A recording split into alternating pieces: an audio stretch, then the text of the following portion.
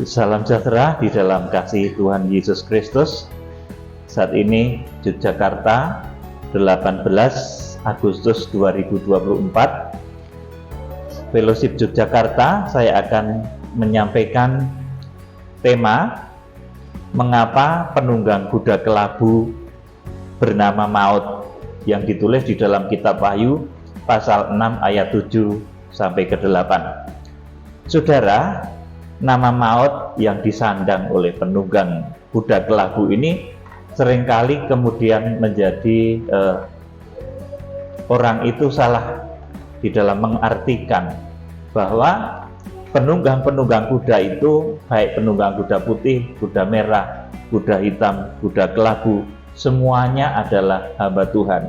Nah, khusus kali ini saya akan menerangkan mengenai penunggang kuda kelabu itu kenapa disebut maut, dan kenapa ketika penunggang kuda kelabu yang ditulis dalam kitab Wahyu pasal 6 ayat 7 sampai 8, hamba Tuhan itu bekerja, yang dijuluki maut itu bekerja, saudaraku, kemudian nanti akan berefek, berdampak kepada dunia, yaitu menimbulkan peperangan, yang oleh karena peperangan itu menimbulkan kelaparan dan berbagai macam penyakit yang akhirnya membuat seperempat penduduk bumi harus mati oleh karena peperangan yang dahsyat, yang merupakan peperangan pengiring dari kegerakan kuda putih. Jadi kuda putih itu merupakan yang pertama dari kegerakan besar di akhir zaman. Kegerakan kuda putih itu sudah saya terangkan, di mana nanti para hamba Tuhan, para jemaat itu hatinya mulai tergairah untuk kembali membawa Injil itu kepada Israel, kepada Yerusalem. Ini kegerakan kuda putih yang mulai saat ini mulai kita dengung-dengungkan, mulai kita kabarkan, mulai kita beritakan ke seluruh penjuru bumi bahwa begitu penting menjangkau bangsa Israel. Saudara, yang harus kita pahami dahulu adalah perihal penunggang kuda kelabu. Kenapa itu dijuluki maut? Kenapa dia itu disebut, diberi nama maut? Saudaraku, yang harus kita pahami dahulu adalah bahwa penunggang kuda kelabu itu, yang pertama, saudaraku, penunggang kuda kelabu itu dia adalah salah satu dari ketujuh bintang di dalam kitab Wahyu pasal 1 ayat yang ke-16. Salah satu dari ketujuh buruh yang disebut dalam kitab Wahyu pasal yang ke-10. Kemudian yang kedua, di dalam susunan tata urutan dalam kitab Wahyu pasal 2 dan pasal 3, karena tujuh bintang itu adalah tujuh hamba Tuhan yang menggembalakan karakter jemaat-jemaat akhir zaman yang laksana Efesus, Smyrna, Pergamus sampai Laodikia itu, saudaraku, maka di dalam susunan tata urutan Wahyu pasal 2 dan Wahyu pasal 3, dia adalah penggembala dari jemaat yang memiliki karakter jemaat Laodikia. Wahyu pasal 3 ayat 14 sampai 22. Kemudian mengenai asal, saudaraku, di dalam makrifat, saudaraku, hamba Tuhan ini berasal dari Amerika. Ya, boleh tentunya saya mengatakan hal yang sedemikian, karena orang yang tanpa melihat firman pun kadang mendadak bernubuat, saudaraku, tahun depan akan terjadi resesi yang luar biasa, akan terjadi bencana begini-begini, saudaraku. Nah, saudara, apalagi saya yang berdasar firman, saudaraku. Nah, hamba Tuhan ini mengenai asal adalah dari Amerika, saudaraku. Ini di dalam keyakinan saya tentunya, saudaraku. Kemudian, saudaraku, di dalam Wahyu pasal 4, hamba Tuhan yang disebut sebagai ketujuh bintang itu disebut juga sebagai tujuh obor, atau disamarkan, saudaraku, menjadi tujuh obor yang menyala-nyala di hadapan tahta Kristus. Kemudian di dalam kitab Wahyu pasal 6, tokoh ini adalah pelaksana dari penghukuman meterai keempat. Saya ulangi lagi, penghukuman meterai itu datang dari Allah Roh Kudus karena manusia menolak kasih Roh Kudus. Kemudian penghukuman 7 sangkakala itu terjadi dari Allah Sang Putra karena manusia menolak kasih Tuhan Yesus Kristus. Dan penghukuman 7 bokor murka Allah itu terjadi akibat manusia menolak kasih Allah Bapa. Saudara yang dikasih Tuhan, nah di dalam Wahyu pasal 6, tokoh penunggang kuda kelabu ini merupakan pelaksana dari penghukuman meterai yang keempat, di mana meterai keempat ini adalah saudaraku, perintah dari makhluk keempat di dalam bait suci. Makhluk keempat itu dikatakan makhluk yang memiliki bentuk atau sama seperti burung nasar yang sedang terbang. Bisa saudara baca di dalam Wahyu pasal 4 ayat 7, yang memerintahkan penghukuman meterai keempat, yang memerintahkan meluncurnya kuda kelabu dan penunggangnya, itu adalah penampilan Tuhan Yesus Kristus sebagai anak Allah. Atau makhluk yang keempat dari bait suci Allah di Wahyu pasal 4 ayat yang ke-7, saudaraku. Dan penampilan Tuhan Yesus sebagai anak Allah ini ditampilkan oleh Injil Yohanes. Jadi saudara menjadi jelas, ya. Kemudian saudaraku yang dikasihi Tuhan Yesus Kristus, di dalam kitab Nabi Zakaria pasal 1 ayat 8 sampai 10, maka penunggang kuda kelabu ini adalah salah satu yang merupakan utusan-utusan Tuhan yang diutus oleh Tuhan ke seluruh penjuru bumi. Mereka muncul, saudaraku, 4 penunggang kuda itu muncul, dan sebelum mereka muncul, saudaraku, mereka sudah diutus oleh Tuhan mendapat panggilan khusus. Jadi di akhir zaman ini Tuhan akan mengorbit hamba-hambanya, baik dari Indonesia, dari Amerika, dari Eropa, dari Cina, dari Eropa, dari berbagai belahan bumi ini untuk satu tujuan mulia. Yang pertama tentunya terbentuknya tubuh Kristus, yaitu penjangkauan bangsa Israel. Sebab sebelum Israel itu dijangkau kembali oleh Injil, maka tidak akan pernah terjadi itu rapture. Pengangkatan nggak akan pernah terjadi, masa antikris pun nggak akan pernah terjadi. Saudaraku, jadi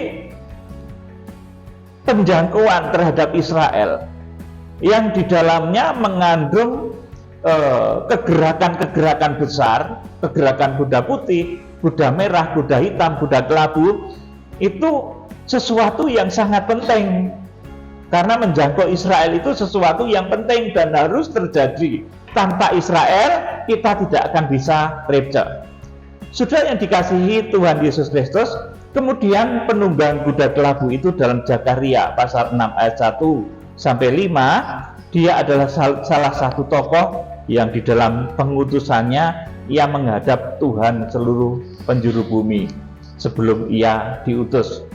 Kemudian di dalam kitab Nabi Yesaya pasal 49, penunggang kuda kelabu ini, saudaraku, ketika Sion dipulihkan, merupakan tokoh yang dikatakan datang dari barat.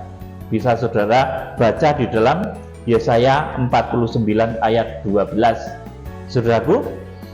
Kemudian di dalam kitab Nabi Mika pasal 5 ayat 5 sampai 6, saudaraku, penunggang kuda kelabu ini merupakan salah satu tokoh dari 7 gembala yang akan dibangkitkan oleh Tuhan di akhir zaman.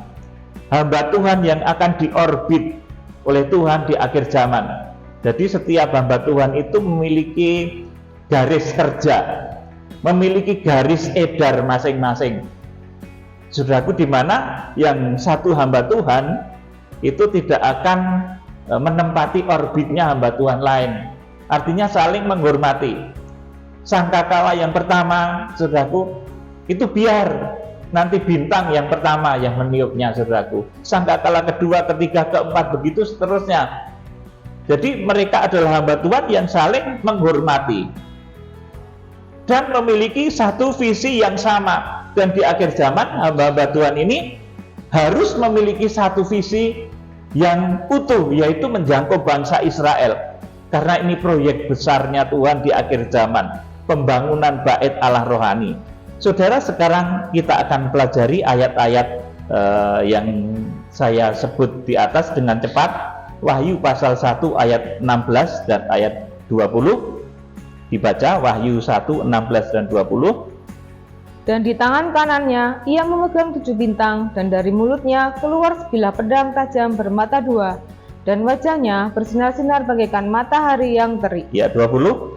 Dan rahasia ke-7 bintang yang telah kau lihat pada tangan kananku dan ke-7 kaki dian emas itu, ke-7 bintang itu ialah malaikat ke-7 jemaat, dan ke-7 kaki dian itu ialah ke-7 jemaat. Ya, jadi penunggang kuda kelabu ini merupakan salah satu bintang yang digenggam di tangan kanan Tuhan Yesus Kristus. Dia merupakan gembala salah satu karakter jemaat di akhir zaman, yaitu karakter dari jemaat Laodikia, saudaraku. Dan ini menurut keyakinan iman saya, hamba Tuhan ini berasal dari Amerika, saudaraku. Dan Amerika memiliki karakter Laodikia, ya saudaraku. Meskipun banyak kebobrokan, saudaraku, tetapi ada satu janji bahwa dia nanti itu akan didudukkan bersama dengan Tuhan. Saudaraku, jemaat kepada Laodikia, janji kepada jemaat Laodikia itu dahsyat. Makanya di sana banyak orang-orang yang kaya, seperti Laodikia itu banyak orang yang kaya, saudaraku.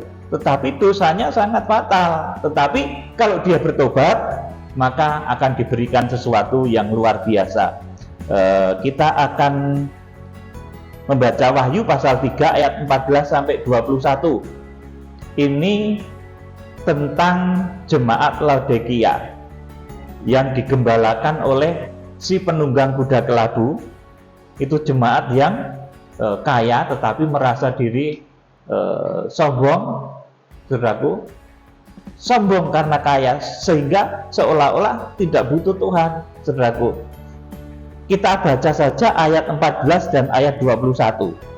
Dan tuliskanlah kepada malaikat jemaat di Laodikia, inilah firman dari Amin, saksi yang setia dan benar, permulaan dari ciptaan Amin. Allah. Jadi sejak di dalam kitab Wahyu pasal 1 ayat 16, penunggang kuda kelabu itu salah satu bintang digenggam di tangan kanan Tuhan Yesus. Kemudian di dalam kitab Wahyu pasal 2 dan pasal 3, khususnya pasal 3, penunggang kuda kelabu ini adalah malaikat sidang jemaat di Laodikia. Saudara, kalau dulu pun dicari, saudaraku, malaikat sidang jemaat di Laodikia itu yang tidak ketemu, saudaraku. Karena firman ini sesungguhnya untuk akhir zaman. Dulu 2000 tahun yang lalu, misalkan digolei gitu, saudaraku, malaikat sidang jemaat di Laodikia itu siapa itu nggak ketemu. Saudara, karena sesungguhnya firman ini menunjuk kepada kejadian di akhir zaman. Dan ini bukan ditujukan kepada malaikat yang nggak kelihatan, tetapi kepada manusia, kepada hamba Tuhan, kepada pelaksana keputusan Tuhan di akhir zaman. Ayat yang ke-21, janji kepada jemaat Laodikia. Barang siapa menang, ia akan kududukkan bersama-sama dengan aku di atas tahtaku, sebagaimana aku pun telah menang dan duduk bersama-sama dengan Bapakku di atas tahtanya. Amin. Jadi janji kepada jemaat Laodikia, jemaat yang digembalakan oleh penunggang kuda kelabu. Meskipun jemaat ini kaya, sombong, merasa diri saudaraku lebih, pokoknya saudaraku, tetapi ditegur oleh Tuhan. Betapa jatuhnya itu begitu dalam. Bisa saudara baca secara lengkap itu teguran kepada jemaat di Laodikia, saudaraku. Tetapi kepada jemaat yang sedemikian jatuh parah pun, kalau mau bertobat, Tuhan itu bisa mengangkat. Barang siapa menang, ia akan kududukkan bersama-sama dengan aku di atas tahtaku. Nah, kan dahsyat ini, saudaraku. Duduk bersama-sama dengan Kristus di atas tahta Kristus. Itu siapa? Nanti akhirnya menunjuk kepada Wahyu pasal 12 ayat yang kelima. Orang-orang yang dibawa kepada Allah dan ke tahtanya. Saudara baca di Wahyu pasal 12 ayat yang kelima itu, saudaraku, saudara baca di tempat di rumah saudara masing-masing. Jadi jemaat Laodikia itu meskipun jatuh, tetapi kalau mau bertobat, jadi saudara jangan suka menghakimi orang yang sedang jatuh di dalam dosa, mungkin dosa banyak berbohong, jatuh dalam dosa kemabukan, jatuh dalam dosa perzinahan, jatuh dalam dosa apapun saja, saudaraku. Sepanjang manusia itu mau bertobat sungguh-sungguh, Tuhan itu bisa meninggikan secara luar biasa. Makanya saya memberikan nasihat pada saudara, jangan saudara menghina, merendahkan orang yang sedang jatuh dalam dosa. Kalau Tuhan mau, kalau orang itu bertobat, Tuhan bisa mengangkat tinggi-tinggi dan saudara nanti jadi malu. Saudara, oleh karena itu jangan menghina orang yang sedang jatuh dalam dosa. Ingatkan supaya bertobat. Kalau dia bertobat, maka Tuhan sanggup mendudukkan orang tersebut pada posisi yang sangat mulia, diberi jabatan, diberi kedudukan yang mulia, meskipun orang itu pernah berdosa. Jadi saya itu seringkali menjumpai orang mudah tersandung melihat saudara seiman melakukan kesalahan sedikit, sudah kemudian tidak mau mengampuni. Saudaraku, tidak mau mengampuni lagi dan dicap sebagai orang yang kotor selama-lamanya. Padahal kalau Tuhan itu berkehendak, orang yang dicap kotor oleh manusia itu, kalau dia bertobat, saudaraku, meskipun dosanya itu seperti kirmisi, seperti pelacur, tapi kalau dia itu bertobat, saudaraku, Tuhan itu bisa mengangkat dia pada posisi yang tinggi.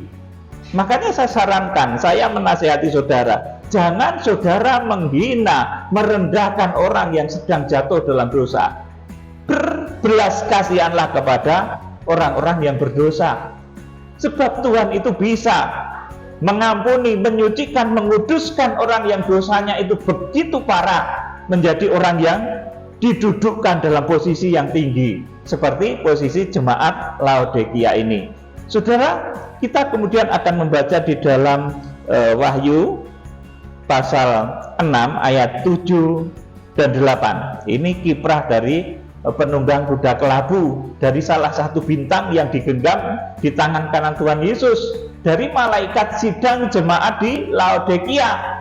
Namanya siapa? Saya nggak bisa sebut, saudaraku. Saudaraku, Wahyu pasal 6 ayat 7 sampai 8. Dan ketika anak domba itu membuka meterai yang keempat, aku mendengar suara makhluk yang keempat berkata, "Mari." Dan aku melihat sesungguhnya ada seekor kuda hijau kuning dan orang yang menungganginya bernama Maut, dan kerajaan maut mengikutinya. Amin. Jadi yang memerintahkan, saudaraku, meluncurnya kuda kelabu dan penunggangnya itu adalah suara makhluk yang keempat dari bait suci. Saudara, ini utusan Tuhan. Tetapi selanjutnya kenapa di ayat 8 ini disebut namanya itu Maut, saudaraku? Dan aku melihat sesungguhnya ada seekor kuda hijau kuning dan orang yang menungganginya bernama Maut, dan kerajaan maut mengikutinya. Kenapa kalau hamba Tuhan disebut namanya Maut, dijuluki Maut? Saudara, ketika Musa itu mencurahkan 10 tulah di Mesir, dia itu laksana malaikat maut, saudaraku, yang menghancurkan banyak hal di Mesir, yang mematikan anak-anak sulung di Mesir, saudaraku. Jadi hamba Tuhan itu kalau bernubuat tidak yang baik-baik saja. Saya itu sering ketawa, saudaraku, kalau saya ini di dalam taraf awal iman saya, ya saudaraku, menceritakan mimpi-mimpi yang bagus, saudaraku, tentang seseorang, orang itu langsung bilang, "Oh iya, itu saya, itulah kami, orang-orang yang dikasihi Tuhan." Tetapi ketika saya, saudaraku, mendapat penglihatan yang tidak baik, kamu itu sedang berdosa, kamu itu keliru, kamu itu terlibat pemberhalaan kepada manusia, kamu itu terlibat mengkultus individuan pada manusia. Mereka nggak mau, "Oh itu bukan saya." Padahal, saudaraku, di dalam visi itu jelas Saudaraku, jadi hamba Tuhan itu suatu ketika bisa memberikan kabar baik, tetapi di ketika lain bisa seperti Musa menyampaikan nubuatan-nubuatan, firman tentang penghukuman. Nah, kalau mau menerima yang baik, tentunya harus mendengarkan nasihat meskipun itu menegur. Saudaraku, nah Wahyu pasal 6 ayat 7 dan 8 ini di dalam kuasanya sebagai hamba Tuhan dipercaya penunggang kuda kelabu ini, saudaraku, oleh Tuhan Yesus Kristus. Jadi si penunggang kuda kelabu ini dipercaya oleh Tuhan Yesus Kristus, di mana Tuhan Yesus itu merupakan pemegang anak kunci, saudaraku, pemegang segala kunci maut dan kerajaan maut. Wahyu pasal yang ke-1 ayat 17 sampai 19. Tuhan Yesus itu pemegang segala kunci maut dan kerajaan maut. Artinya apa, saudaraku? Setan-setan, jin, saudaraku, iblis itu takluk sama Tuhan Yesus Kristus. Saudaraku, dan hamba Tuhan yang dipercaya kunci maut atau kunci Thanatos dan kunci kerajaan maut atau Hades, ini dia akan bisa memaksa Thanatos dan Hades itu, memaksa maut dan kerajaan maut itu. Saudaraku, jadi kita itu tidak bersekutu dengan iblis, saudaraku, tetapi kita bisa memaksa iblis, kita bisa memaksa setan, saudara, dengan kuasa yang diberikan oleh Tuhan Yesus Kristus. Seperti dicontohkan oleh Tuhan Yesus ketika menghadapi orang gila di Gerasa, yang kemudian roh legion yang menyusupi orang gila itu disuruh, dipaksa masuk ke dalam kumpulan babi-babi. Saudara yang dikasihi Tuhan, demikian pula kita itu tidak bekerja sama dengan jin, setan, peri-perayangan, saudaraku. Kita tidak bekerja sama dengan setan, tapi kita bisa memaksa mereka. Saudara yang dikasihi Tuhan, coba kita akan membaca. Ini salah satu riwayat dari penunggang kuda kelabu berkaitan juga kitab Nabi Zakaria pasal 1 ayat 8 sampai 10. Kitab Nabi Zakaria pasal 1 ayat 8 sampai 10 saja. Tadi malam aku mendapat suatu penglihatan. Tampak seorang yang menunggang kuda merah. Dia sedang berdiri di antara pohon-pohon murad yang di dalam jurang, dan di belakangnya ada kuda-kuda yang merah jambu dan yang putih. Terus? Maka aku bertanya, apakah arti semuanya ini ya Tuanku?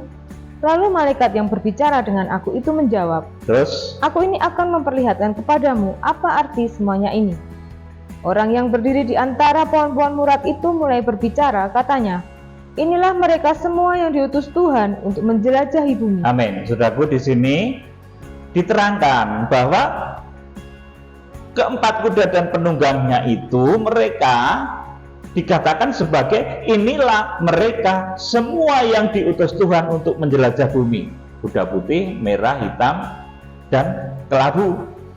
Saudaraku, itu hamba-hamba Tuhan. Mereka semua diutus oleh Tuhan untuk menjelajah bumi di akhir zaman dengan satu tujuan, pertobatan Israel. Saudaraku, dan salah satu kuasa yang diberikan oleh Tuhan kepada penunggang kuda kelabu itu adalah dia dipinjami kunci maut dan kunci kerajaan maut, sehingga ketika tokoh ini berkhotbah, bernubuat, saudaraku, maka bisa menciptakan berbagai macam malapetaka, yang salah satunya yang dahsyat yaitu meletusnya perang dunia yang ketiga. Saudaraku, jadi ketika tokoh ini bernubuat, nanti kemudian akan meletus perang dunia yang ketiga, di mana di dalam perang dunia yang ketiga itu kemarin sudah saya sampaikan, yang menjadi korban adalah 1/4 penduduk bumi. Jadi hamba Tuhan itu tidak terus-menerus mengatakan hal berkat. Kadang dia menghukum orang yang fasik, orang yang berlarut-larut dalam dosa dan tidak mau bertobat. untuk memperingatkan orang-orang yang memiliki hati seperti orang-orang Mesir di zaman Fir'aun. Saudaraku, mereka akan ditimpa 10 tulah. Demikian hamba-hamba Tuhan di akhir zaman akan diberikan kuasa seperti itu juga. Kita akan membaca juga di dalam Zakaria pasal 6 ayat 1 sampai 5. Ya, dibaca coba. Zakaria pasal 6 ayat 1 sampai 5. Aku melayangkan mataku pula, maka aku melihat tampak keluar 4 kereta dari antara 2 gunung. Terus? Adapun gunung-gunung itu adalah gunung-gunung tembaga. Terus? Kereta pertama ditarik oleh kuda merah, kereta kedua oleh kuda hitam, Terus? kereta ketiga oleh kuda putih, dan kereta keempat oleh kuda yang berbelang-belang dan berloreng-loreng. Amin. Jadi sampai di sini saya terangkan dulu. Jadi di sini sudah menjadi hampir mirip susunannya dengan Wahyu pasal yang ke-6 ayat 1 sampai 8, tetapi masih ada sedikit perbedaan. Zakaria itu masih samar, tetapi di dalam kitab Wahyu urutannya sudah jelas. Di sini dikatakan kereta pertama ditarik kuda merah, kereta kedua oleh kuda hitam, kereta ketiga oleh kuda putih, dan kereta keempat oleh kuda yang berbelang-belang atau berloreng-loreng. Ini kelabu. Saudaraku, kemudian ayat 4, Berbicaralah aku kepada malaikat yang berbicara dengan aku itu, apakah arti semuanya ini Tuanku? ya, Berbicaralah malaikat itu kepadaku. Semuanya ini keluar ke arah keempat mata angin, sesudah mereka menghadap kepada Tuhan seluruh bumi. Amin. Jadi penunggang kuda putih yang dari Indonesia, kuda merah dari Eropa, kuda hitam dari Cina, kemudian kuda kelabu itu dari Amerika. Saudaraku, mereka itu diutus setelah mereka itu, saudaraku, diperintah atau menghadap kepada Tuhan seluruh penjuru bumi. Saudaraku, jadi di sini dikatakan semuanya ini keluar ke arah keempat mata angin sesudah mereka menghadap kepada Tuhan seluruh bumi. Kemudian kita baca juga di dalam Yesaya 49 ayat 12. Ini kedatangan dari para utusan di akhir zaman, penunggang-penunggang kuda. Saudaraku, coba dibaca Yesaya 49 ayat 12. Lihat, ada orang yang datang dari jauh, ada dari utara dan dari barat, dan ada dari tanah Sinim. Amin. Saudaraku, jadi ini salah satu pengutusan yang dinubuatkan oleh kitab Nabi Yesaya tentang munculnya tokoh-tokoh akhir zaman yang ada di dalam kitab Nabi Mika juga, yang disebut di dalam Wahyu sebagai 7 bintang itu. Saudaraku, mereka ada datang dari jauh, ada datang dari utara, dari barat, dan ada dari tanah Sinim.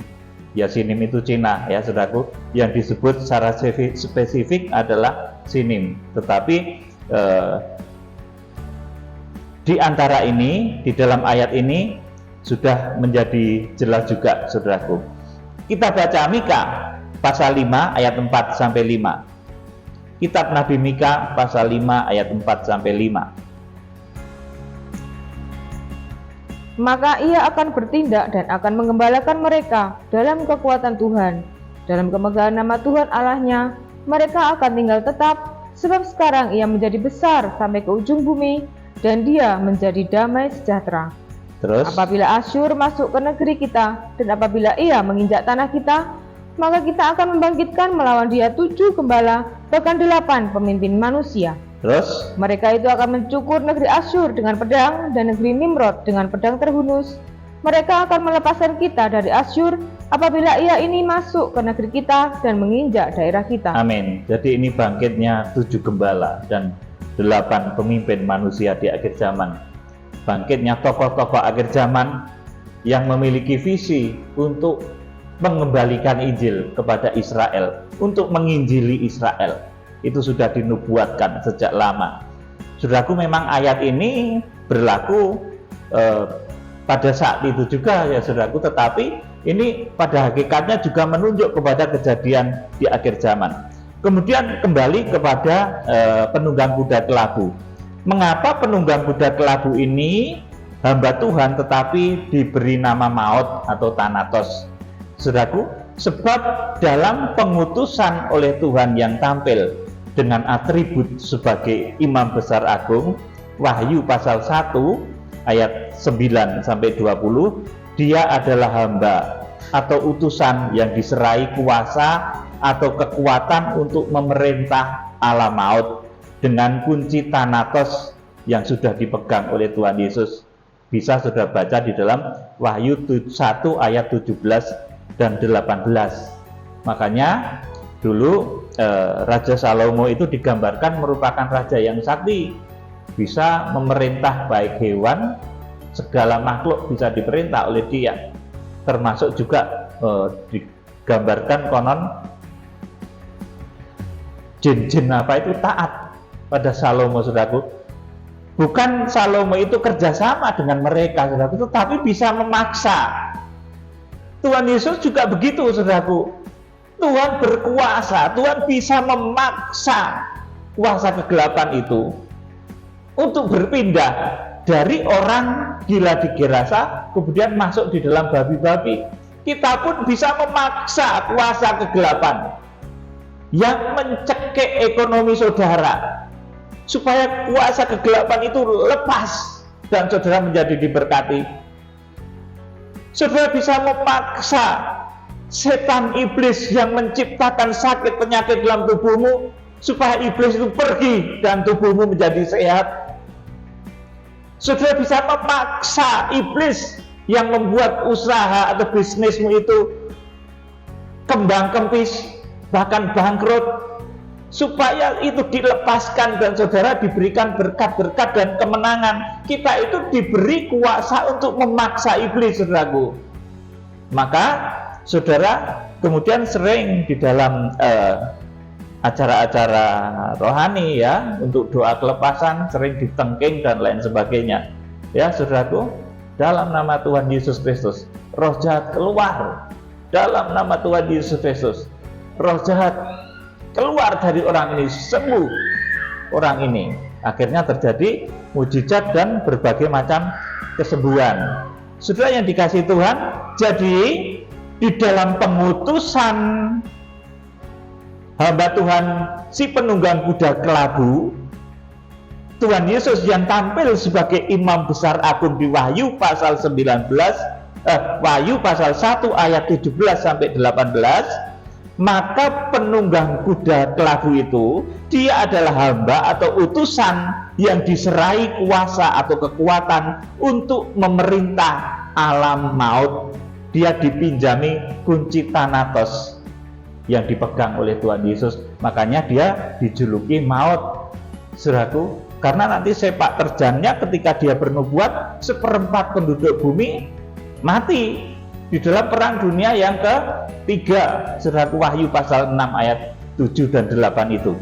Saudara, kita akan membaca ini kekuatan Tuhan Yesus sehingga Tuhan bisa memaksa setan iblis, jin, setan periprayangan itu, saudaraku. Tuhan bisa perintah karena Tuhan pemegang kunci maut dan kerajaan maut. Kita sebagai anak-anak Allah teristimewa yang nanti bisa sempurna, hampir sempurna, saudaraku, melakukan hal seperti ini adalah si penunggang kuda kelabu itu, saudara. Kalau saudara kan paling mengusir setan dari orang yang sedang sakit, orang yang sedang bangkrut, dari satu tempat yang mungkin banyak roh jahatnya, saudara hardik di dalam nama Tuhan Yesus, saudaraku. Nah, hamba Tuhan yang disebut penunggang kuda kelabu ini nanti bisa menghardik iblis, menyuruh saudaraku untuk melakukan sesuatu yang mengerikan di akhir zaman, saudaraku. Dan ini bukan karena hamba Tuhan tersebut bersekutu dengan iblis,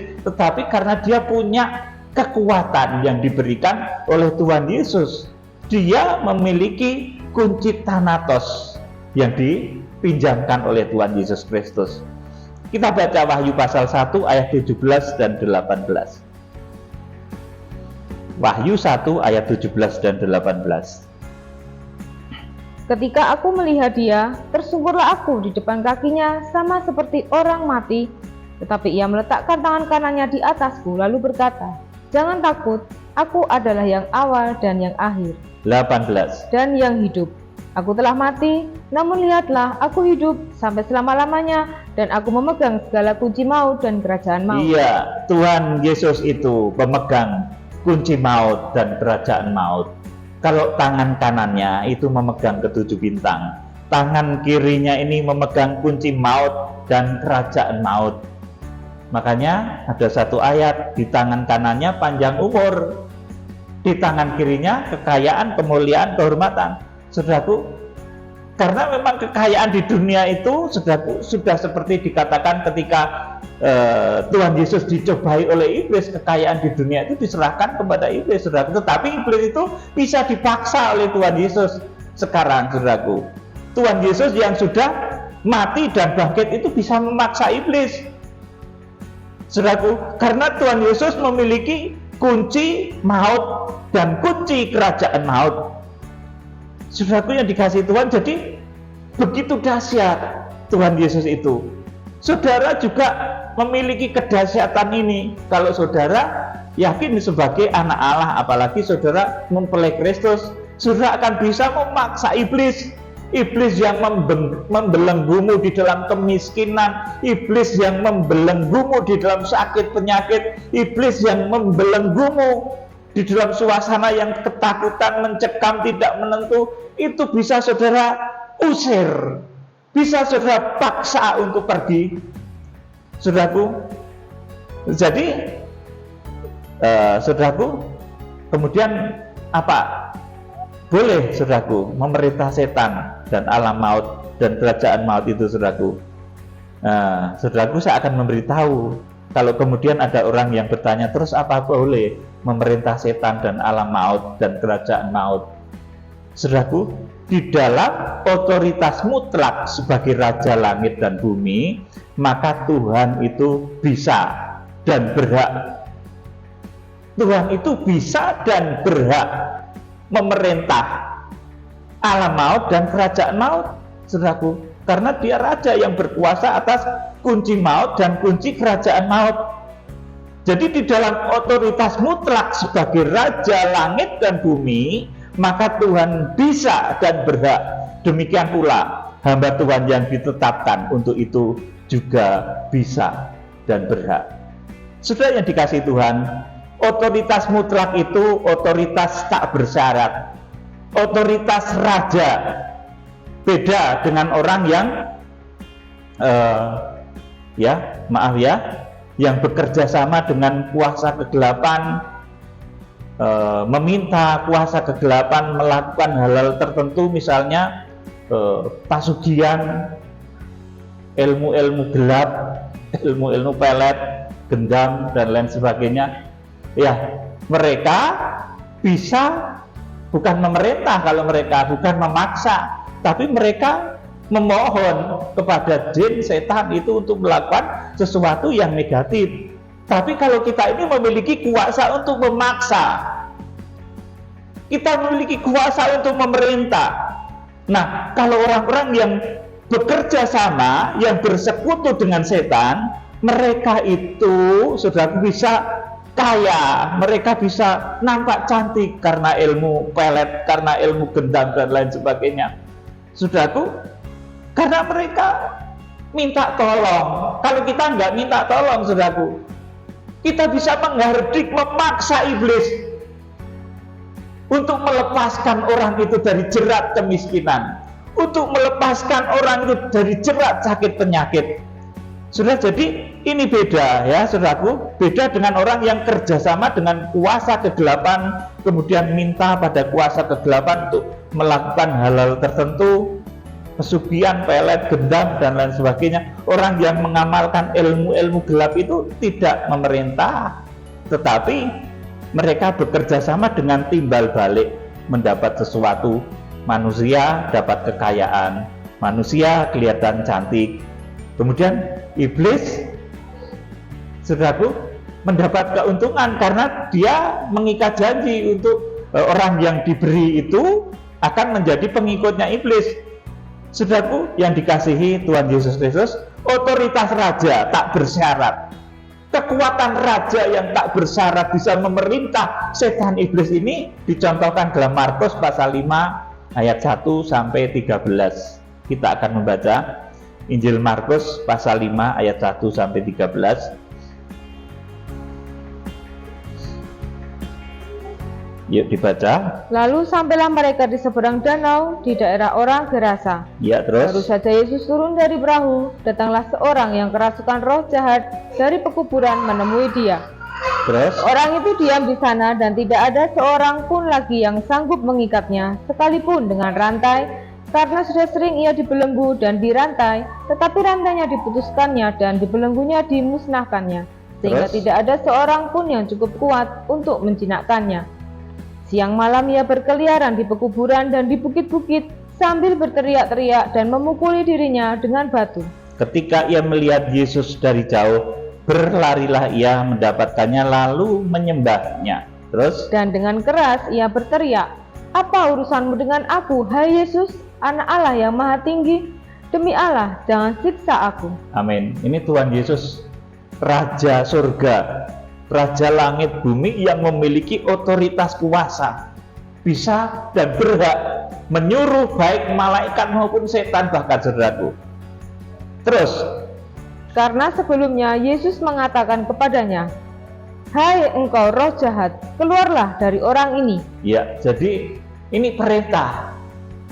Hardikan ini saudaraku. Hai engkau roh jahat, keluar dari orang ini. Hai roh jahat, lepaskan orang ini dari roh kemiskinan, lepaskan orang ini dari sakit penyakit. Ini perintah. Dan iblis itu tidak bisa menolak. Saudaraku, perintah seperti itu. Saudaraku, dibaca, lanjut. Kemudian ia bertanya kepada orang itu, "Siapa namamu?" Jawabnya, "Namaku Legion, karena kami banyak." Ia memohon dengan sangat supaya Yesus jangan mengusir roh-roh itu keluar dari daerah itu. Terus? Adalah di sana di lereng bukit sejumlah besar babi sedang mencari makan. Lalu roh-roh itu meminta kepadanya, katanya, "Suruhlah kami pindah ke dalam babi-babi itu, biarkanlah kami memasukinya." 13. Yesus mengabulkan permintaan mereka. Lalu keluarlah roh-roh jahat itu dan memasuki babi-babi itu.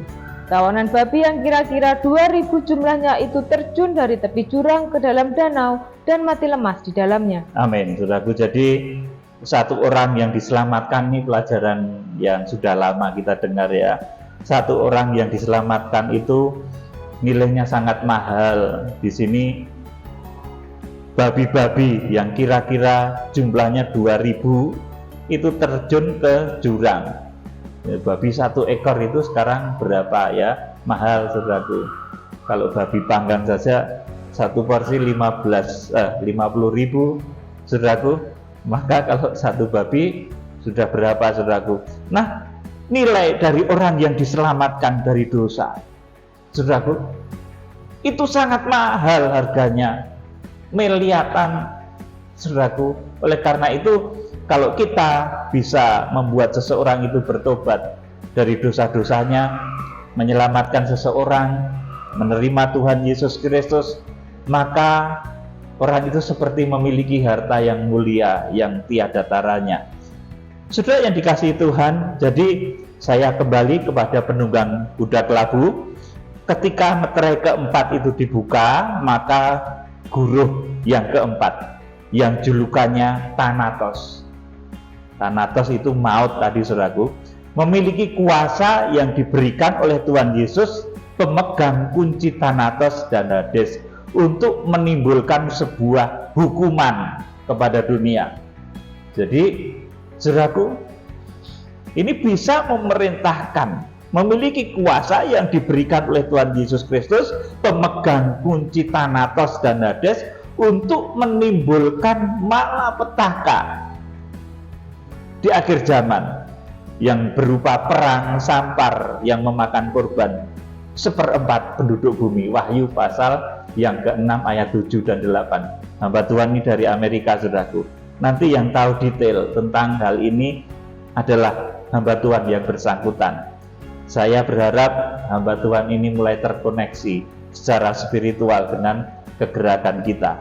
Saudara yang dikasihi Tuhan, saat itu saat penunggang kuda kelabu itu, saudaraku, diberikan otoritas kuasa oleh Tuhan Yesus untuk menimbulkan penghukuman malapetaka di akhir zaman yang mengakibatkan seperempat penduduk bumi. Saat itu alam maut, di mana di sana iblis dan setan meraja itu, saudaraku, itu diizinkan Tuhan dibuka dan menimbulkan petaka matinya seperempat penduduk bumi. Ini proses yang terjadi di balik kisah, di balik rahasia kitab Wahyu pasal 6 ayat 7 dan 8. Jadi saya ulangi lagi, ketika meterai keempat itu dibuka oleh guru yang keempat, ini hamba Tuhan dari Amerika yang julukannya itu Thanatos. Wah, ini tokoh maut seperti Musa ketika memberikan 10 tulah di Mesir, saudaraku. Ini memiliki kuasa yang diberikan oleh Tuhan Yesus, Raja surga, pemegang kunci Thanatos dan Hades, untuk menimbulkan penghukuman besar kepada bumi yang memakan korban seperempat penduduk bumi. Saat itu alam maut itu, saudaraku, di mana di sana iblis dan setan itu bekerja, diizinkan Tuhan dibuka dan menimbulkan petaka matinya seperempat penduduk bumi.